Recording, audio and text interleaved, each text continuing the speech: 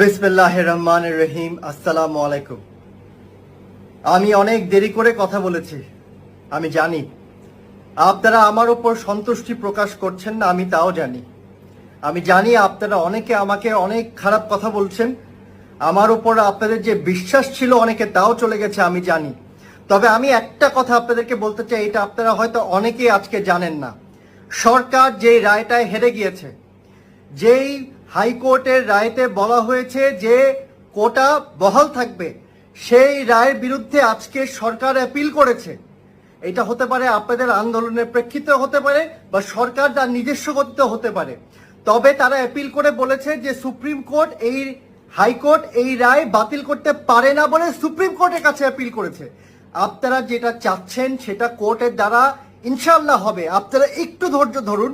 সরকার কিন্তু এটা অ্যাপিল করেছে, আজকে অ্যাপিল করেছে, এবং